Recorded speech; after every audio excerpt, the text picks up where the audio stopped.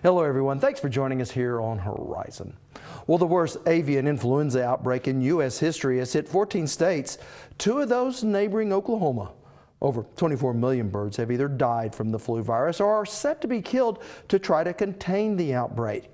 And while the H5 avian flu strain poses no threat to human health, it is threatening the economic health of poultry producers. Here's our J.D. Roseman.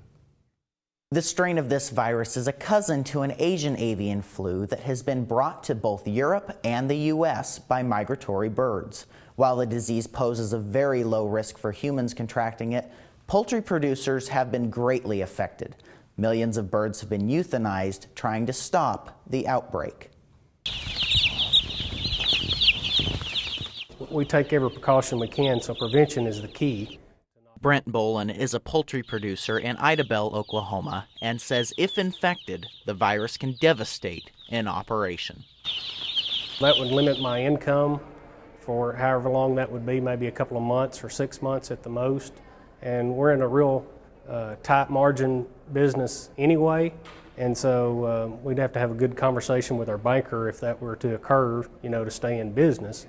Michael Herron is Oklahoma's assistant state veterinarian and says this strain of avian flu seems to affect only domestic birds.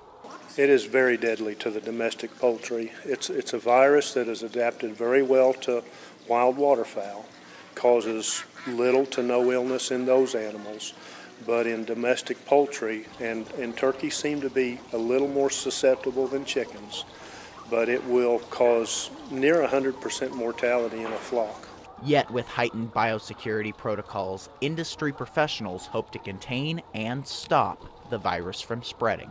Biosecurity within your own flock would be controlling visitors, knowing the visitors that come if they have exposure to poultry, and then practicing simple steps as cleaning and disinfecting boots and equipment and supplies as you enter a poultry pen. And then our job at the Department of Agriculture is if there's an affected flock, a domestic flock, then we manage that flock and eliminate that from spreading to other domestic flocks. While many poultry producers contract with larger companies, Bolin says he believes the Oklahoma market could benefit from the outbreak.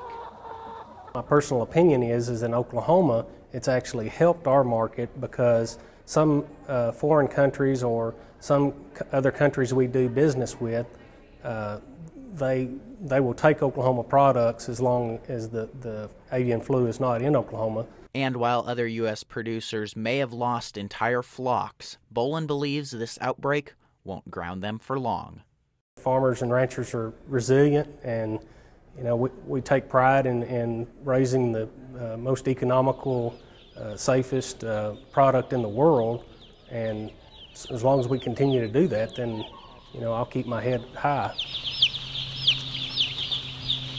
Now, once again, consumers have nothing to fear, as affected birds will not make it anywhere near the food chain. All birds are tested for avian flu prior to butcher, and there are strict biosecurity measures put in place to protect both the consumer and the producer.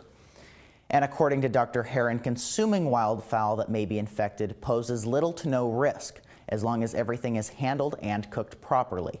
Food safety really isn't the issue, but rather trying to protect farms from contracting this virus and wiping out their entire flock.